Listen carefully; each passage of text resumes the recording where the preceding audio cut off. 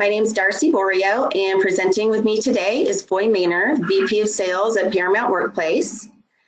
We noticed we have quite a few Acumatica resellers on the call in addition to some customers. So Foy, could you advance the slide, please? I also wanted to just take a minute to introduce you to Amy Keenan. If you don't already know her, we're super excited. Amy just recently joined Paramount Workplace to work with our Acumatica partners and just make it easy for you guys to recommend our solutions to your customers.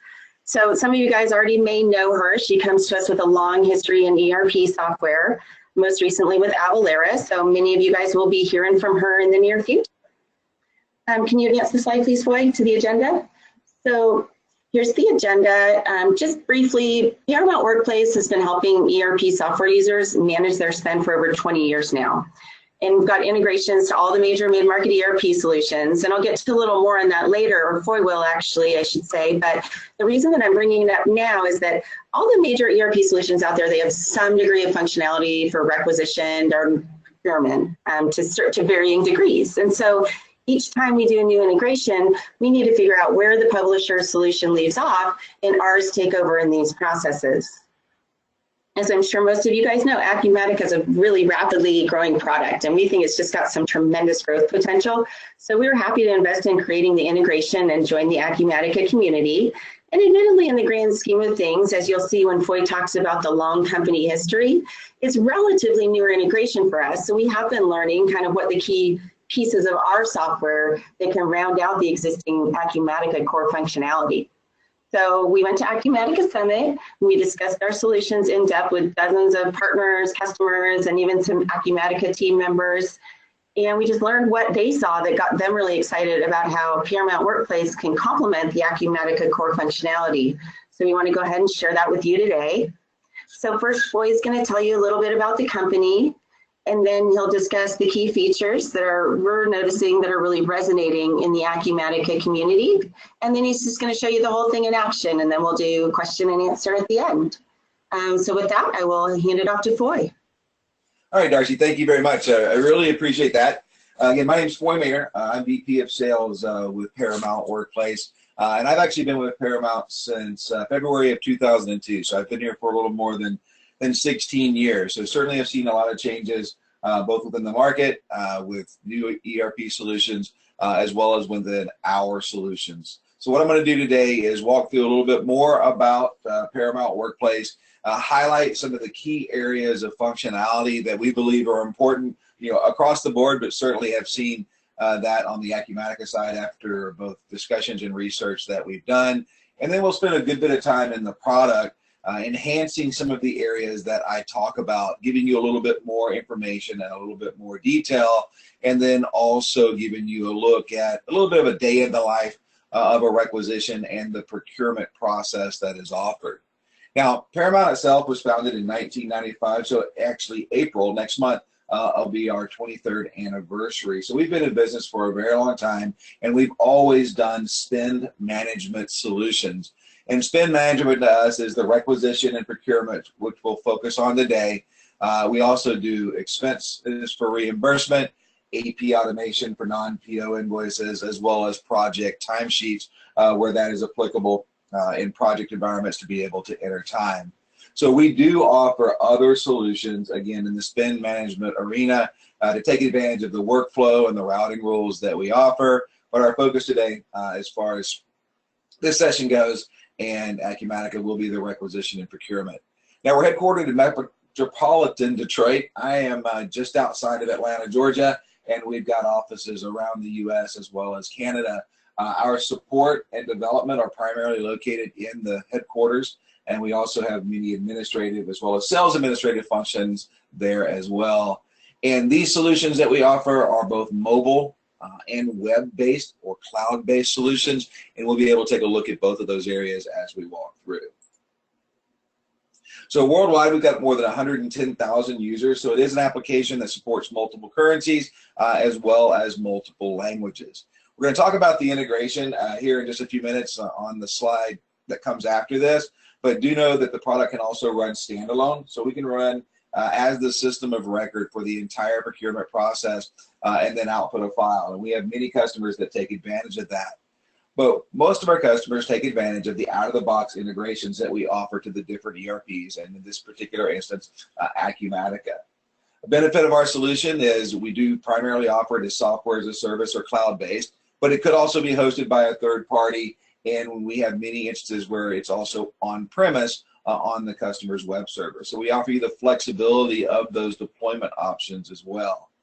The product's designed to be easy for employees to be able to enter the information they need for the goods and services that they want to request, effective for management to make sure that those are getting approved as they go through the process, and providing visibility to all of those users of where their transactions are, and then powerful for accounting because you're linking the different departments, the purchasing department, the accounts payable department, to be able to have access and visibility to the entire process, including any attachments or comments as the items and or requests for services have gone through purchasing, and then once they get over into accounts payable to be paid. It is an industry neutral application, meaning that it is applicable to any organization that wants to be able to manage their spending. But we've seen 14 primary industries as we've looked at those that tend to be a little bit more popular within the product. And those industries include not-for-profit, sports and entertainment, state and local government, as well as healthcare, biopharmaceuticals, and those. But keep in mind that any organization that needs to be able to manage spend can make use of the applications. So from a product standpoint, as you can see on the right-hand side, we integrate to many different back-office financial systems. Certainly, many of our partners carry multiple back-office financial and ERPs, and we can be applicable in any of those environments. Keep in mind as we look at the product here in just a few minutes that the product that you see as I walk through and talk about the integration to Acumatica is also going to be the same product that would be in any of these other instances as well. So if you did have a customer that moved from one product to another, then the experience as far as Paramount Workplace is concerned would be very familiar, and the operation and usage of that would be practically the same. It is a 100% web-based solution that's accessible with multiple browsers, Safari, Firefox, Chrome, as well as Internet Explorer. And the overall idea is to give visibility to the entire process anywhere, anytime, easily, by making this, again, available via the browser, but also providing a mobile app that will allow you to access it via Apple as well as Android devices to be able to do the functionality. And at the same time, maintaining multiple authentication modes for security purposes to make sure that the information is secure as it's being entered, wherever it's being entered, and flows through the process. So one of the biggest things that we've come away with as we've been talking to Acumatica partners and taking a closer look is the routing rules that we offer. We offer very robust routing and approval processes that allow you to be able to route the information on the requisition by line and by pretty much any of the information that is on that line. Now, certainly, we have very simple and straightforward approval routings based upon who the person is in the company and the position that they hold, as well as what their approval levels are. But when you need those approvals for those exceptions based upon it being an IT item, an item that's over or out of budget, or other circumstances where you need more approvers or specific approvers for that, then we can accomplish that with how our routing process is set up. And as a part of the routing, it's also making it easy for management to approve by allowing them to approve from emails, as well as allowing them to approve from mobile devices. You've also got punch-out catalogs and internal catalogs, which are increasingly becoming very important and more popular components of procurement solutions. One of the reasons is it makes it easy for the user to be able to enter their information. So the adoption of a procurement application is much quicker within an organization. But catalogs can also be a part of your approval process as well. Because if you know that your users are only able to requisition and select items from approved catalogs, then that's a part of the approval process. So you can eliminate levels of approval because of what controls you have in place from those catalogs. And that can be an important part of that as well. And then again, of course, the mobility, access to the different functions of the product. So with routing rules, there's unlimited levels of approval. There's unlimited approval paths, and it can be based upon the information that's on the requisition at the line level. So from a single requisition, you can actually have each line route to a different approver based upon the department, the GL account code, the vendor, the value of that line of the requisition. You can certainly route it based upon who the person is within the organization. You can route it to their manager and their manager's manager. If there's any revisions or any changes that are made to the requisition or to the purchase orders as it goes through the process, they can reroute for approval based upon those changes that are made. And then you've also got approvals at the invoice matching level as well. So even though it may have been approved as a requisition, approved as a PO, if there's any variances once it gets to the invoice matching, you can also continue to have approval routings. Ultimately, you're trying to manage the exceptions. You're attempting to manage the changes that are made as it goes through the process, while still enabling a quick, easy, and effective process for the requisitions from the very start. We'll dig into punch-out a little bit more here in just a minute, but punch-out is the ability to leverage a relationship with a vendor, and because of that relationship, shop their or your catalogs on their site with your items and with your pricing. So the vendor maintains the catalog for you as their customer. It's a quick and easy shopping experience that users are familiar with to build a shopping cart. And then once you check out with that shopping cart, you'll populate the requisition. That requisition can then route for approval before the PO is created. Once the PO is created, it'll be sent automatically to the vendor as soon as it's been reviewed, and then that'll complete the purchase, and then they'll ship you those items. And again, we'll look at that more in depth here in just a couple of minutes. You've also got internal catalogs. Internal catalogs are similar to punch-out, except that with internal catalogs, the customer is maintaining and managing the catalogs on their own. The benefit of that is that with internal catalogs, they can be by vendor, by location, by department, by type of item. So you can have catalogs that have many different items across multiple vendors or across multiple departments for a user to be able to select from. You can also shop multiple catalogs as a part of the experience and build your cart. But again, it's a simple, easy process that users are familiar with to build a shopping cart, check out, and then be able to create their requisitions. And mobility. So now those functions that we're talking about, the catalogs, the approvals, can be done with your mobile device. So as soon as you have a requisition that's been submitted that is pending your approval, you have the ability to go to your mobile device and approve that. It's easy and effective in a traditional mobile format to be able to see the transactions, have a to-do list, see additional information about the transactions, and be able to approve those. You also have visibility to your transactions on the mobile device as well, so you can see where they are in the process. And then if you process the approval session from the mobile device, then you're going to approve those items and have them move on and be able to create a purchase order. And then once the purchase order is created, it can then be received and matched. All right, so we're going to take a look at the product and actually see it in action and spend a good bit of time here walking through the process itself. So I'm going to actually walk you through quickly a day in the life of a requisition and how it goes through the process.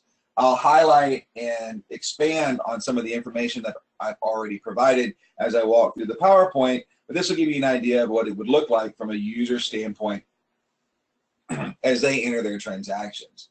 So as I mentioned, Workplace is a web-based application. I'm accessing it via Chrome as my preferred browser. We also support Safari, Firefox, as well as Internet Explorer. And I'm going to log into the Workplace application. When you log into Workplace, you start off on a dashboard. The dashboard allows you to have a view to information that may be important to you as a user. So at a glance, you can know what's going on within the organization. You can know what's going on with your transactions, and you can also immediately begin to shop catalogs. So it can be something as simple as announcements, information that you want to provide to the user when they log in based upon who they are or what department that they're in, and have that information be there for them. It can also be outstanding transactions. So over here on the right-hand side, these are outstanding transactions for this user. So these are transactions that this user has the ability to view based upon their security set up within Workplace, and they will show up here if at least one line on the requisition in this example has not been fully processed. When that's the case, you'll see the requisition here. You can see a name of the requisition, a status of the requisition. If different lines have different statuses, you'll see where those are in the process. If they're waiting for approval, you'll see who they're waiting for approval from. And if you need more information or more details, you can click, open up the requisition, and then on the requisition on the left-hand side, there's icons that are available that'll give you a quick glance when you hover about where that transaction is or what happened to that transaction. You've also got the ability to view details and drill down and see additional information about that particular requisition. So this detail is by line. So this particular line's been submitted and then disapproved, whereas this line here, the top one, if we view the details for that, we can see that it was submitted and then processed to create a purchase order. So each line can have its own information, and we were able to drill back to those details from the dashboard at the very start. There's also queries that you can run to find requisitions. Those queries can be exported out to Excel in a CSV format, manipulate it further. And there's also out-of-the-box reports that are available to give you additional information and additional details about those requisitions. But again, the idea is to provide visibility throughout the entire process for the users of where their transactions are, what has happened to them, and what needs to happen to them as they flow through the process. Here in the middle of the screen are the different catalogs that you have available for this user. You can control the access to catalogs by user. So this user has access to quite a few of them. And you can see that there's a couple of catalogs at the top here that are internal catalogs, and then there's a few here that are punch-out catalogs related to a vendor. As I mentioned before, internal catalogs are maintained by the customer. They have the flexibility to have whatever items you want to have on them. I've got my catalog set up by type of item. I can click on the catalog. I can see pictures and descriptions and pricing of items. I can click on an item and see additional information and additional details. I can add items to my cart. I can continue to build my cart from other catalogs, either by selecting a different catalog, searching for other items, and then as I continue to build my cart, once I'm done, I can review that cart, update or remove any items from that cart, and then click on Create Order Requisition. So now we've created a requisition from that internal catalog, and that has line 1, excuse me, and line 2 that we selected there. So for demo purposes today, I'm going to walk through some more examples. So I actually had that checkout of the shopping cart create a requisition for me to be able to view before being submitted. Just so you know, you can limit the user's experience to just that catalog. They would shop the catalog, check out of that cart, and then they would be done. So as soon as you checked out of the cart, it would submit the requisition and immediately route for approval. Again, part of it making it easy for the user to select, but also restricting what they're able to select and request as well. Now I can do punch out from here. So I'm going to go ahead and come up here to the top of the screen. I'll click on Office Depot, and this is going to go out to the Office Depot site. So again, this is the site that Office Depot maintains for me as their customer. All of the access, the passwords, the URLs, the configuration is done behind the scenes. As a user, I'm simply taken to the site for Office Depot. I can use my menu options to go find what it is that I like. I can search by keyword or by item number to find what I want. I can then enter a quantity, add those to my cart, continue building my cart. When I'm done building the cart, I check out. And once I check out, that item or items is now pulled onto the requisition. There's our 5 dozen ballpoint stick pins from Office Depot. That order is not complete yet. That order will not be complete until a purchase order is created. And when the purchase order is created, it'll be sent electronically to the vendor. That will complete the transaction, and then they will ship you those items. You've also got shopping list. A shopping list is essentially a favorites list. It's a very simple type of catalog. and it is typically used for regularly requested items: monthly office supply order, job, event, project. If you have access to a list, you'll see it in the drop down here. These lists can be configured by user, by department, or made available system-wide. Click to select the list that you want to use, and you can see it's a very simple list of items. You simply enter a quantity into the ones that you want to get. This time, once you enter your quantities, you load the items. Those items are now loaded onto the requisition. You can shop other lists if needed and continue to add items to the requisition, but that's a quick and easy way, especially for regularly requested items, to be entered here. You can also import requisitions in a CSV template format. You can duplicate requisitions, pull up a past requisition, duplicate it as new, make any changes, additions, or deletions, and then submit that requisition. You also have an item field on the requisition. We have a inventory module that's available as part of our procurement solution. And if you're using the workplace inventory, and you're able to come in, view a selection of items, make a selection for that item, and then add that to the requisition, again, by using the item field. And then you also, if you have access to this requisition screen, have the ability to free-form enter what it is that you need. If it's not a part of a catalog, not a part of a shopping list, you couldn't find it, or it's just something unique that you need to be able to request, and type that information in. As long as you meet the required fields, which I have in this particular instance, it's going to be a valid line on the requisition. So there's now 8 different lines on this requisition entered in several different ways. Again, this is a part of the user's experience. With our application, the requester, again, can be restricted or limited to catalog shopping. But if you have requesters that need or want to be able to enter more information, you can allow them access to additional fields. Totally configurable and under your control. The fields that you see on the screen here are the ones that I've allowed the user to see. You have the ability to hide fields, and of course, if you hide fields, the user cannot see them and will not even know that they're there.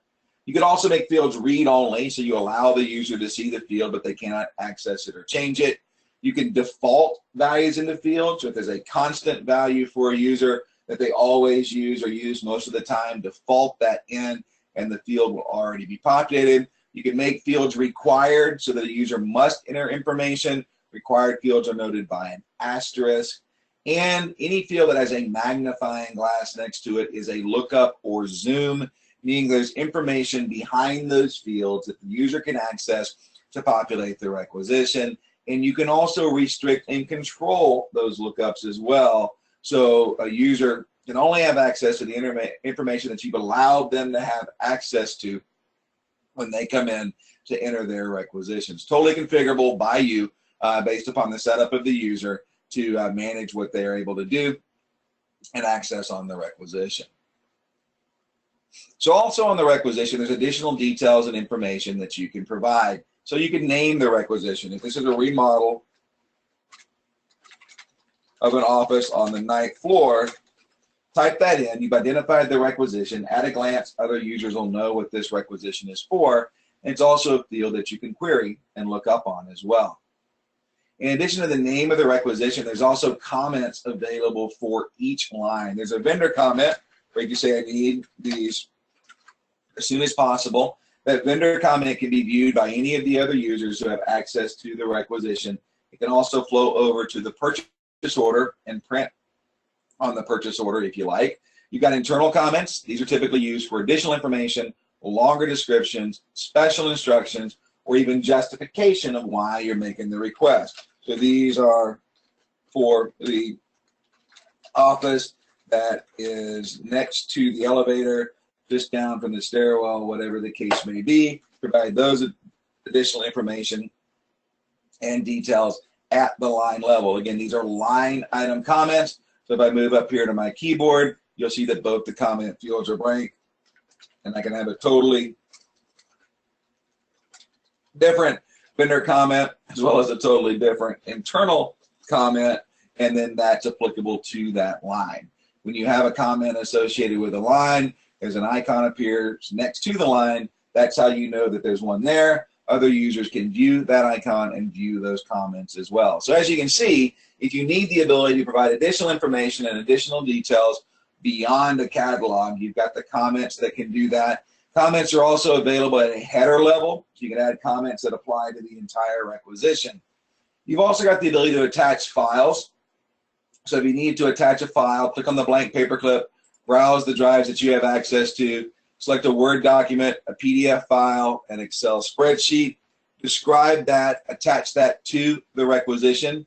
You'll see that there's an inline attachment view, so I'm able to view that attachment right here on the screen. You can have as many attachments as you like on the line. You can also have attachments at the header. Other users will be able to view these attachments as it flows through the process. So anything that's attached during the requisition, approval, purchase order, receiving, or invoice matching stages is going to be a part of this transaction, and you'll be able to always come back in and have visibility to those attachments as well as to the other information and details that have been added here. So you've got the capability to be able to add additional information, add additional details to the requisition as it flows through the process. A couple other things that you can do on the requisition as well is you've got GL distributions. So GL distributions allows you to distribute an individual line on a requisition to multiple GL accounts, either by amount or percent. You've also got general ledger budgets where that may be applicable to compare requisition lines to the budgets. Again, if you're using inventory, you've got inventory information that can be available for the line. And you've also got questionnaires. Questionnaires are based upon the expense type. So if I pick an expense type of IT as an example, I've now got questions that I need to answer or can answer about that particular line. And these questions are very easy to set up, very easy to configure, but it can allow you to collect additional information and additional details about that request, specific information that you want to gather rather than allowing just the free-form comments. So just another tool that you have available to you to collect information as it gets entered and approved or entered and submitted by the requester, and also can be viewed as a part of the approval process. All right, so that's requisition entry. Again, we spent a good bit of time on requisition entry so that you can see how this information is able to get into the system. Again, remember that we could have simply used the catalogs, either the punch out or the internal catalogs, and then been done as far as the user experience is concerned, and it would now be flowing through the process. But we often find in many different customers is you can't always have every single item be defined. They're not always the same. Sometimes they're unique items. Sometimes you need the ability to attach specifications, documentation, or even quotes with those items before they can flow through. So we also offer you that flexibility and capability there as well. Now, when you submit a requisition, it'll route for approval. So we've already talked about using catalogs as a part of your approval process. If you know that the items that they're able to shop for are already approved at the best price from that vendor or the best vendor, then that can help eliminate an approval step in the process. But we also do offer very robust levels of approval. Again, unlimited levels of approval, unlimited approval paths, and we can route for approval based upon the department, the location, the vendor, the GL account, the expense type. You can route for approval based upon the amount of the line of the requisition. You can route for approval based upon the total amount at the header of the requisition, and make sure that the necessary people see these items. So you could have an item that's regularly requested that came off of a catalog or a shopping list. Just simply go to the person's manager for approval. You could have IT items, go to the IT department because it's computer hardware, computer software related along with those questions that they're able to answer. You can have them go to the controller or the CFO because of the overall amount of that line or of the requisition. And you've always got visibility to where those are in the process. If I click on the details, you'll see that there's an approval list here that Lisa needs to approve it first, and then because it's over $1,000, it needs a second level of approval. You'll be able to see all of the approvers. If there are more than 2 approvers, you'd see them all listed here. The arrow and the bold print indicate the pending approver. You've got alternate approvers. Alternates can approve in the place of the original approver to keep something moving while somebody's out of the office or unavailable. And you've also got a log, which is date, time, user, and action, everything that happens to the line as it goes through the process. So that's back to that visibility that we talked about on the original dashboard page. You can see that that requisition that we just submitted has 3 lines waiting for approval from Lisa. 5 of them were auto-approved, which you don't have to have that happen. It just happens to be how it's set up within my system, and now Lisa can act on those items.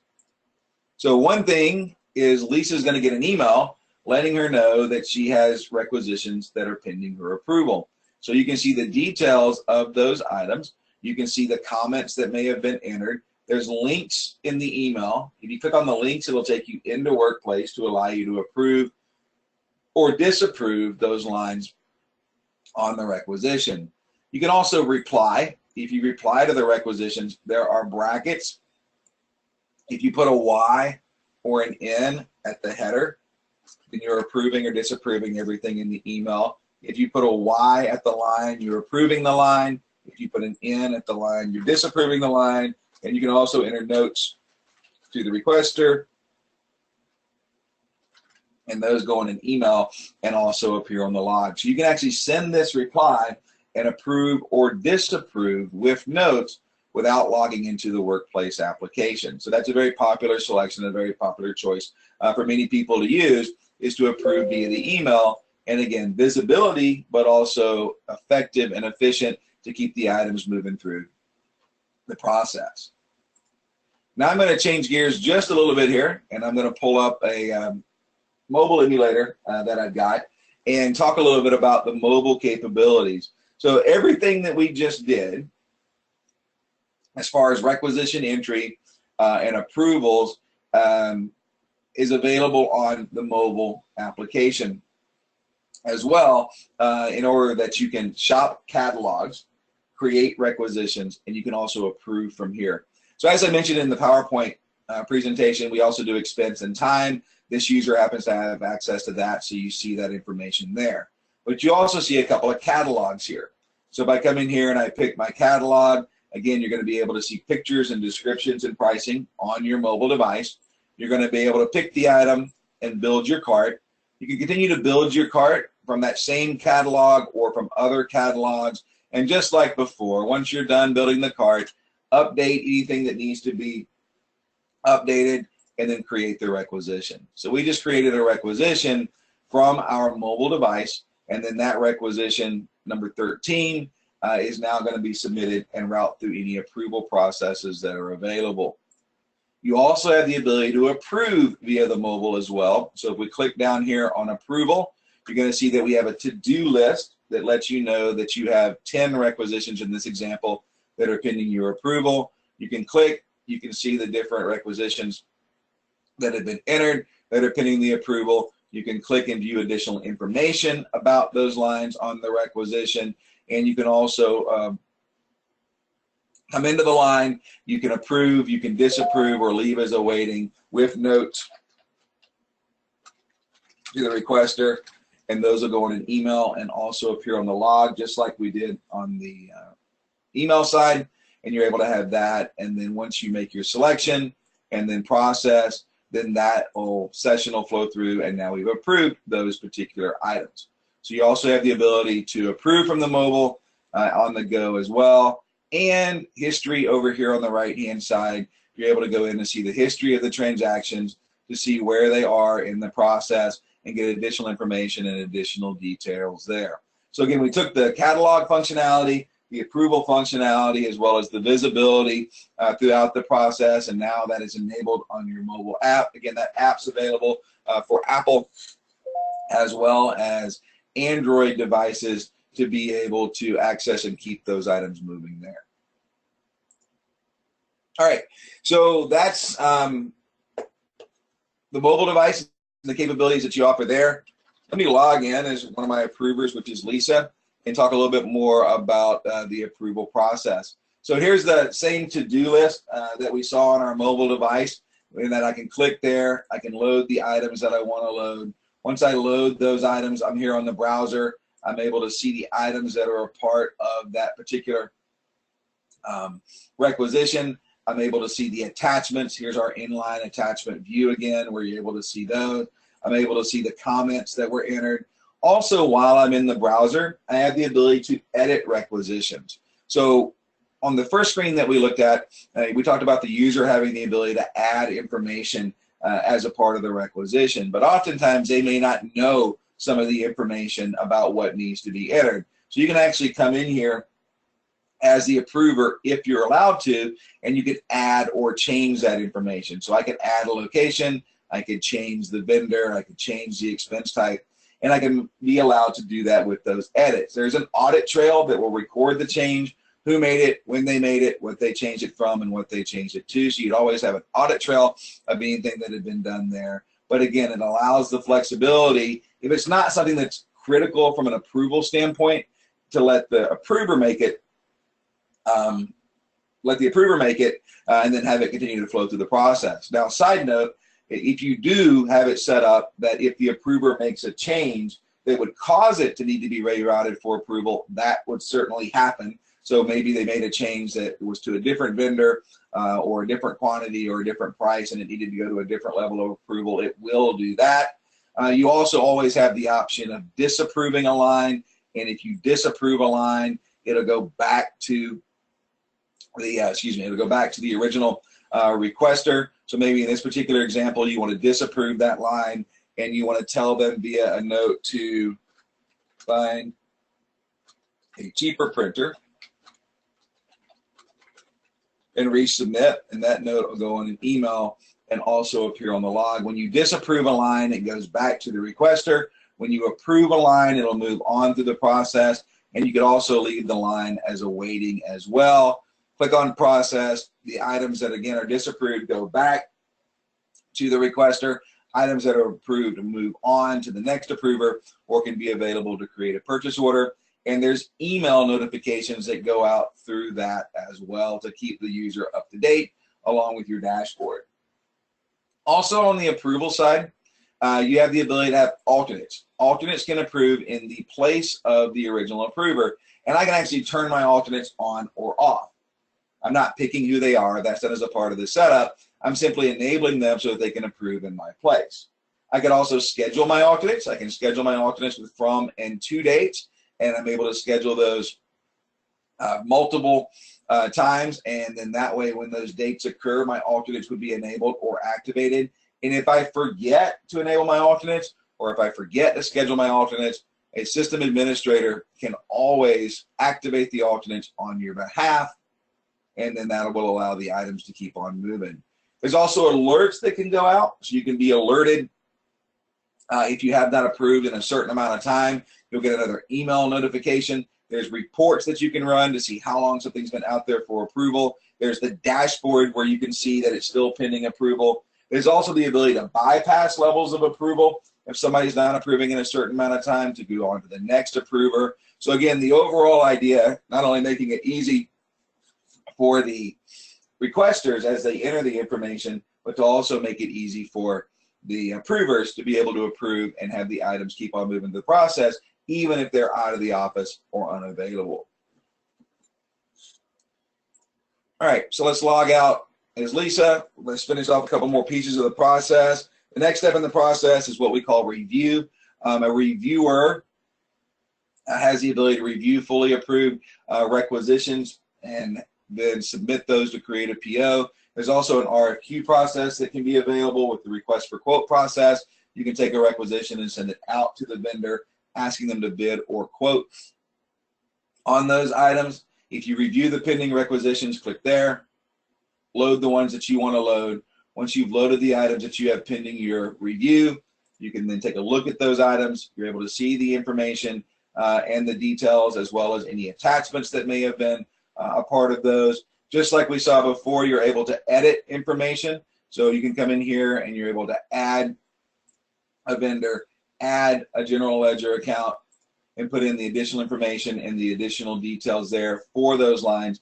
Again, the change log will record the changes, who made them, when they made them, what they changed it from, and what they changed it to. So you'll always have an audit trail of those changes. There's also a note to the requester available. So you can use the note to the requester right here, just like we did on the disapproval side, to tell them anything that you need or want to tell them about that particular line. If you want to order, you click on the check mark. If you want to leave it as awaiting and come back later, you can do that. If you want to cancel the item, you can cancel the item with the minus button, and again, use the note to the requester to tell them why you canceled it. You can type that information in just like we did before, or you can also have predefined notes, and that can be used for the reason that you are canceling it. If you cancel an item, it goes back to the original requester. If you order an item, it's going to create a purchase order, and if you leave an item as awaiting, it'll remain here in the queue for the next time that you come in. Process the session, and this is now going to create the purchase orders within the workplace application. Once the purchase orders are created, you're going to have the ability to send those out to the vendor in a PDF format. You can also have them automatically sent to the vendor in that PDF format as well. Or if they are punch-out items, meaning that they were like the Office Depot item that we requested, that gets sent automatically via the CXML or punch-out process. So you can see that we generated 2 different purchase orders from a single requisition because they had different vendors in this particular example. You could also combine requisitions so that if you had requisitions that had similar items or the same items for different vendors, you can combine those onto the same purchase order, or again, you can keep them separate. So you've got total flexibility in the management of the creation of the POs. Once the POs are created, again, here's the PDF. So it's a PDF version that you're able to see. These are done via Crystal reports so that you can add logos, add terms and conditions, or even change the layout of those. Again, the one that was our punch out, that got sent electronically to the vendor. That will complete the transaction, and then they'll ship you those items. If you needed to be able to resend, you can resend. There would be an error if it didn't flow over properly in that particular example. So that would be the creation of PO. So the purchase orders are created in Workplace. Just note that we do have full change order capabilities as a part of the procurement or purchase order application as well. So if you did need to go in and do any change orders, you could do those. And then that also has an approval process that revolves around it. As a part of the procurement process, you can also do receiving. So we're going to allow our original requester, which was Foy, to come in and do the receiving of the purchase order. So we're going to come in here and do a receiving wizard, which is just a quick and easy way to be able to go in and receive those items. You can see the different items that had purchase orders created for them, and then you can come in and indicate the quantity that was received. If you received all 5 of these ballpoint stick pins, then obviously that quantity can be left there. If you only received 3 of them, change the quantity to 3. That will leave the purchase order open for the remaining 2 to be received at some point.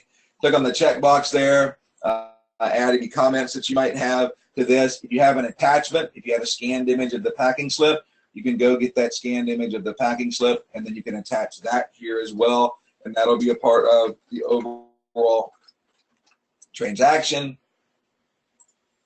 And then once that's done, click on process, and you've now created the receipt for that particular, for those 3 out of 5 items on purchase order number 88.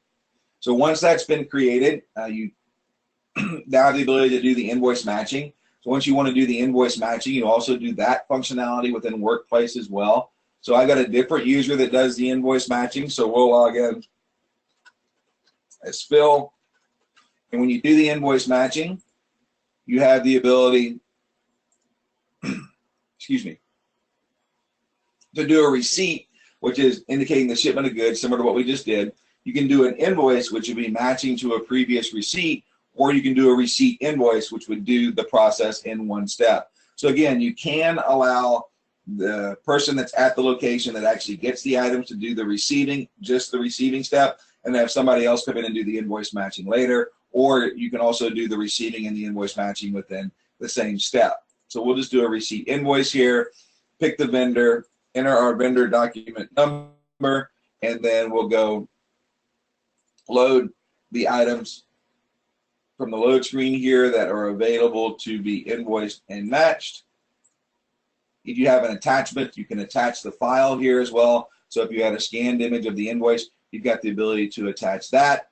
You can also do OCR, optical character recognition, to bring the information in here as well. And then once that's on, now you have the attachment associated with it, and you'd be able to submit this and have it route for approvals.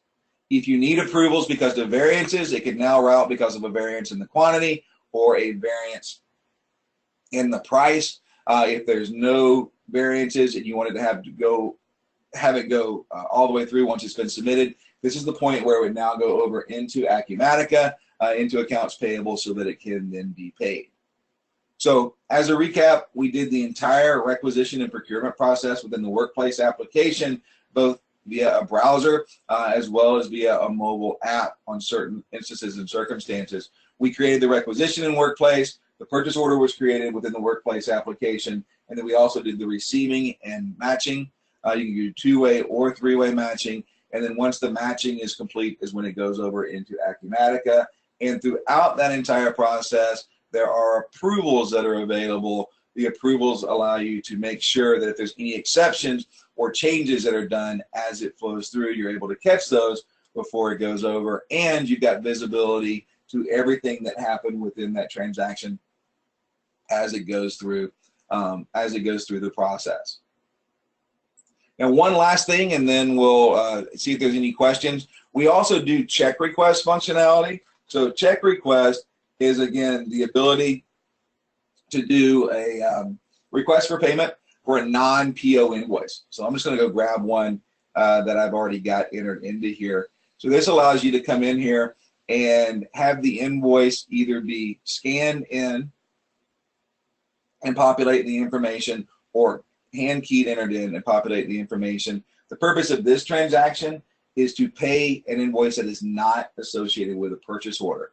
So if you've got an invoice for utilities or for legal services or landscaping services, and you need to be able to have that paid, but it's not something that went through a requisition or purchase order process, then we have that functionality available. Very similar in many of the areas that we talked about. A little bit of a different look and feel, but totally configurable user experience, unlimited levels of approval, unlimited approval paths, email notifications, email approval, attachments throughout, except again in this instance, once it's been fully approved from a check request, again it'll go over into Acumatica, and then it'll be able to be paid in that particular example. So that would be the check request functionality available within the workplace application. And one thing to point out is we're certainly willing and able to do more in-depth demonstrations for you. I know this is kind of a quick run through, but we wanted to give you an idea of the look and feel of the application. Here in just a minute, we'll answer questions and we'll put up Amy's contact information so that you're able to see that. But please feel free to contact us if you want to dive into more detail about anything that you saw here, or then have any additional questions that we don't get answered today. And with that, let me go to the last slide here. And then Adrian, if there's any questions, I'll do my best to answer those. If there's questions that we need to direct to Amy at another time, then we can do that there as well. Thank you so much, Foy. We do have a couple questions here, and I would like to launch